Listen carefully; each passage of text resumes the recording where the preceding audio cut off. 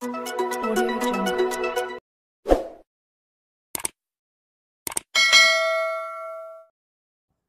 Terima kasih kerana sudah menonton channel saya Bantuan-Bantuan Kerajaan.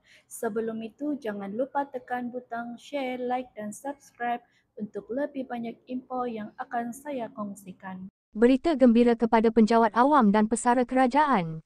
Datuk Seri Anwar Ibrahim hari ini mengumumkan bantuan khas kewangan BKK Aidilfitri sebanyak RM500 kepada penjawat awam grade 56 ke bawah yang akan dibayar mulai minggu depan.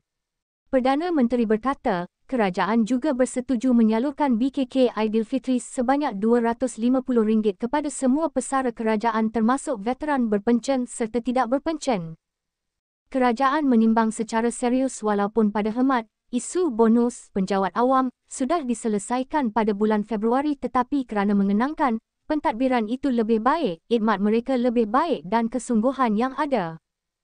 Perdana Menteri berkata bantuan akan disalurkan grade 56 ke bawah, RM500 bagi setiap penjawat awam dan untuk pesara, RM250 termasuk veteran dan veteran tidak berpencen, berdasarkan Sistem Saraan Perkhidmatan Awam SSPA grade 56 merujuk kepada grade 15.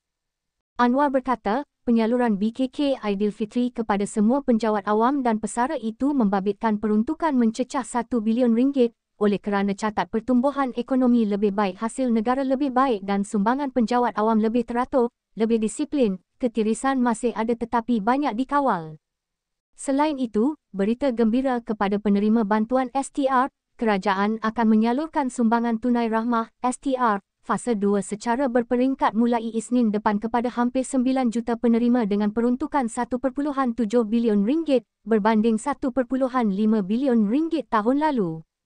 Kementerian Kewangan (MOF) dalam satu kenyataan hari ini memaklumkan bantuan hingga RM650 itu bakal diterima 60% penduduk dewasa bagi 4 kategori iaitu isi rumah berpendapatan kurang RM2,500, isi rumah berpendapatan RM2,501 hingga RM5,000, warga emas tiada pasangan dan bujang.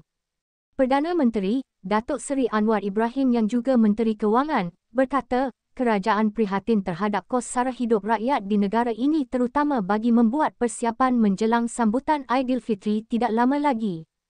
Pembayaran STR akan dibuat melalui pengkreditan ke dalam akaun bank penerima yang mempunyai akaun bank atau disalurkan secara tunai melalui Bank Simpanan Nasional (BSN) bagi penerima yang tiada akaun bank termasuk di Sabah, Sarawak dan wilayah Persekutuan Labuan.